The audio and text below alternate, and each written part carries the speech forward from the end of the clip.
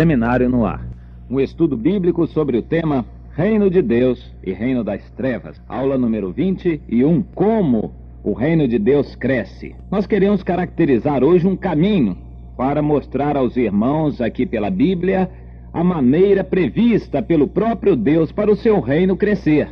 Deus quer que o seu reino cresça em todas as direções. E aqui eu me lembro do pastor Juan Carlos Ortiz, lá da Argentina, que em determinada ocasião entendeu Deus falar com ele que a igreja não estava crescendo. Ele pensava que sim, porque havia passado de 300 para 600 membros, para depois 1.200 membros. Ele achava que a igreja estava crescendo. Deus disse para ele que a igreja não estava crescendo, estava engordando. Ele ficou impressionado com aquela palavra e realmente, depois de meditar e agir e tomar decisões e atos concretos, a igreja começou a mudar, diminuiu o número de membros, mas depois começou a se expandir e então sim foi um crescimento verdadeiro, completo, um crescimento em todos os sentidos. Assim Deus quer que a sua igreja cresça. Não só a sua igreja, Deus quer que o seu reino se desenvolva entre os homens. O interesse de Deus é que o seu reino tenha um desenvolvimento harmonioso, constante, permanente, perseverante, até atingir a dimensão que lhe está reservada. Deus não tem ilusões. Ele sabe que nem todos os homens pertencerão ao seu reino. Ele sabe que pelo fato de ter dado livre-arbítrio ao homem, de antemão, ele já pode prever que grande parte dos homens escolherão as trevas, porque é o caminho mais fácil, são enganados pela mentira. Mas ele quer somente no seu reino aqueles que espontaneamente decidirem por ele. Ele só quer no seu reino aqueles que espontaneamente se entregarem a ele. Deus só quer no seu reino aqueles que voluntariamente decidirem obedecer a ele, ao rei que ele colocou no seu reino, Jesus. Sabemos e Deus sabe de antemão que a maior parte das pessoas não irá pertencer ao reino dele. No entanto, Deus quer estender o seu reino até que todos aqueles que estão previstos, que estão eleitos, predestinados, realmente participem deste reino. E assim, completo em seus quadros, em seu pessoal, o reino de Deus poderá chegar à sua posição predeterminada pelo próprio Deus, posição de domínio sobre toda a terra, sobre todo o universo. Por enquanto, o reino de Deus ainda está em formação, ainda está em completação do seu projeto, ainda está em recrutamento de seu pessoal, mas esta era já vai terminar. Hoje, a oportunidade é estendida a todos os seres criados por Deus, e então, quando os quadros estiverem completos, então Deus desencadeará os acontecimentos do fim, que culminarão com o estabelecimento completo e total do reino de Deus no seu domínio sobre toda a obra criada. Hoje ainda não é assim. Satanás é o príncipe deste mundo, e o mundo, que é constituído de muitos reinos, porém todos eles pertencendo ao reino das trevas, este mundo é governado por Satanás, porque o homem no seu livre-arbítrio entregou este governo a Satanás. Mas Deus já determinou um dia em que o reino de Deus há de derrotar todos os outros reinos que pertencem ao reino das trevas, e então Deus será um só em todos, e todos que pertencerem ao reino de Deus viverão com ele pelos séculos dos séculos. Considerar, meus irmãos, a maneira prevista por Deus como o reino de Deus deve crescer. Atos, para começar, Atos no capítulo 10, é uma leitura que eu recomendo a todos vocês. Como o reino de Deus se desenvolveu naquela ocasião. Havia em Cesareia um varão por nome Cornélio, centurião da corte romana chamada Italiana, piedoso e temente a Deus com toda a sua casa. Veja que ele era líder no seu lar, o qual fazia muitas esmolas ao povo e de contínuo orava a Deus. Este era Cornélio.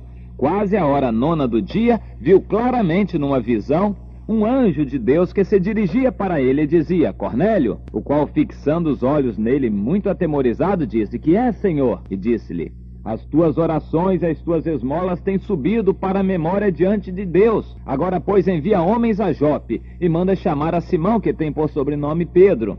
Este está com um certo Simão curtidor, que tem a sua casa junto do mar. Ele te dirá o que deves fazer. E retirando-se o anjo que lhe falava, chamou 2 dos seus criados e a um piedoso soldado dos que estavam ao seu serviço. E havendo-lhes contado tudo, os enviou a Jope. E no dia seguinte, indo ele seu caminho e estando já perto da cidade, subiu Pedro ao terraço para orar, quase a hora sexta, isto é, meio-dia. E tendo fome, quis comer. E enquanto lhe o preparavam, sobreveio-lhe um arrebatamento de sentidos. Sobreveio-lhe um arrebatamento de sentidos. No versículo 13, foi-lhe dirigida uma voz: Levanta-te, Pedro, mata e come. Deus se revelou a Pedro. Deus se revelou a Cornélio. Deus mandou Cornélio chamar a Pedro. Deus mandou Pedro ir a Cornélio. Assim o reino de Deus cresce. Deus prepara, Deus move, Deus fala e nós obedecemos. Assim o reino de Deus deve ser. Sem revelação não há progresso no reino de Deus. Os homens estão totalmente cegos, vagueando à solta por aí, inclusive dentro das igrejas. E eu estou falando principalmente dentro das igrejas. Sem revelação, nada feito. Paulo pedia aos irmãos, quando ele escreve nas suas cartas, que eles orassem pedindo a Deus espírito de sabedoria e de revelação. Paulo pedia isto, porque sem revelação o povo de Deus não é nada. Então aqui está o princípio de como o reino de Deus cresce, revelação. E só receberá revelação quem busca a Deus. Se você, meu irmão, não passa tempo na presença de Deus, não gasta horas e horas na presença de Deus, a sós, em oração, em grupo, orando a Deus, então você não terá revelação nenhuma, estará como barata tonta ou como cavalo no deserto, sem saber para onde vai. O reino de Deus, para crescer, para se desenvolver, precisa de revelação. Vamos mais adiante, Atos capítulo 15, e é bom nós lermos e estudarmos no livro de Atos, porque é o livro que deve nos servir como base metodológica, a orientação de métodos que devemos usar, exatamente o que está no livro de Atos dos Apóstolos. Lá nós encontramos os métodos que o reino de Deus deve usar para o seu crescimento, para o seu desenvolvimento. Leiamos Atos 15, 35 e 36. Você pode ler comigo. Paulo e Barnabé ficaram em Antioquia, ensinando e pregando com muitos outros a palavra do Senhor. E alguns dias depois disse Paulo a Barnabé: Tornemos a visitar nossos irmãos por todas as cidades em que já anunciamos a palavra do Senhor, para ver como estão. Eles ficaram em Antioquia, ensinando e pregando. Assim o reino de Deus deve crescer, com base bíblica, não pregando doutrinas de homens, não ficando só dando testemunho e falando de coisas próprias, falando do seu eu, mas estudando e meditando seriamente na palavra da verdade. Hoje já não existe mais isto nas igrejas. Se alguém quer estudar a Bíblia, tem que ir para um seminário, porque em igreja nenhuma se ensina mais a Bíblia. As pregações não podem ter mais do que 2 ou 3 versículos, e mesmo assim não dá tempo de falar nem sobre um versículo. E isso é esporadicamente, porque os que vão na reunião de quarta não vão no domingo e vice-versa. Resultado, não há estudo sério nenhum da Bíblia nas igrejas. E Deus não pode ficar satisfeito com uma situação dessas. É necessário que haja ensino e pregação para que o reino de Deus se desenvolva. Continuando, nós entendemos o Espírito falar a Paulo e a Barnabé: tornemos a visitar os nossos irmãos para ver como estão. Isto é supervisão. Hoje em dia as pessoas evangelizam e não querem nem nunca mais saber o que aconteceu com aquele que recebeu a palavra. Isto não é amor, não é obra de Deus, não. Evangelizar e largar para lá. Quantas vezes você voltou a um hospital para ver aquela pessoa que você visitou, se é que você visitou alguma vez? Quando é que você voltou a visitar aquelas pessoas que você levou a palavra de Deus a eles?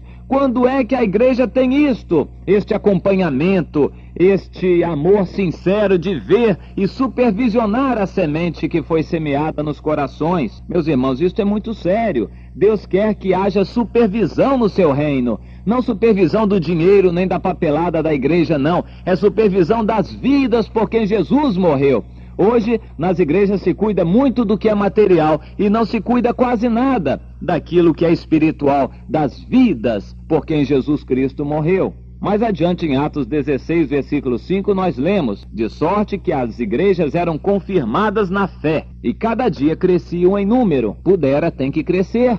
Se hoje eu evangelizo alguém, esta pessoa fica firme, eu cuido dela, amanhã nós evangelizamos outro, então amanhã já somos 3, depois de amanhã tem mais outros, seremos 4, e assim por diante. Não perdemos os que ganhamos, pelo contrário, nós cuidamos deles, nós ensinamos, nós somos responsáveis por eles, nós damos a vida por eles, e os que vierem depois serão agregados, e a igreja crescerá.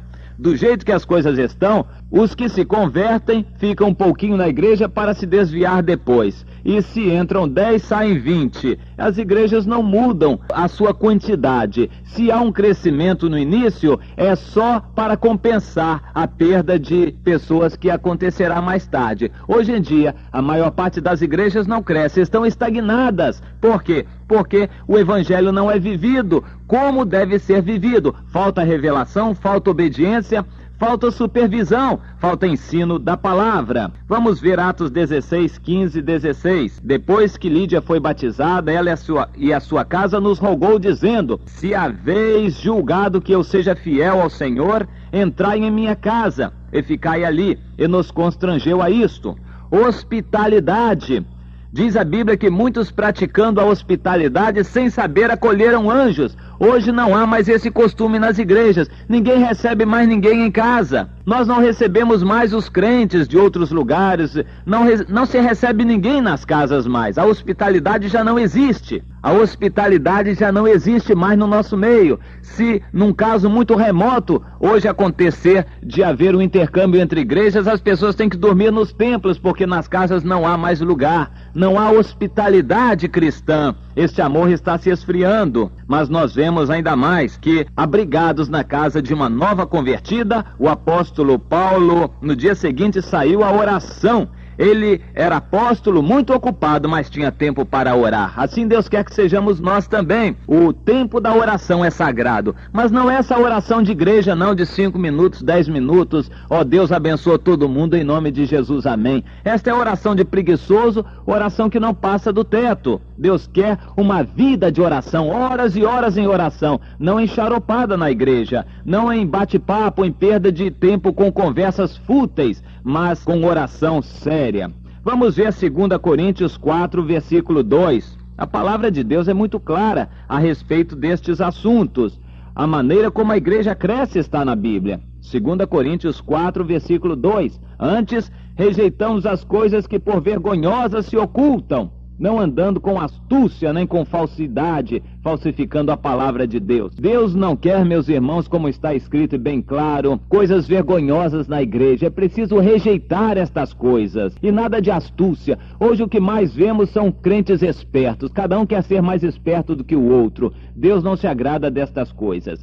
E quantos estão falsificando a palavra? Já nem digo daquela seita que fez uma outra Bíblia. Eu estou querendo dizer daqueles crentes que tomam certos textos da Bíblia e esquecem do resto. Eles têm a Bíblia deles para justificar suas atitudes. E mais adiante, em 2 Coríntios 4,13, nós lemos: e temos, portanto, o mesmo espírito de fé, como está escrito: cri, por isto falei. Nós cremos, também por isto falamos. Fale, meu irmão, somente quando você tiver crido e vivido a palavra no seu coração. Caso contrário, não fale. Espere você viver primeiro, depois comece a falar. Se a igreja fizer isto, certamente vai crescer e o reino de Deus vai se desenvolver.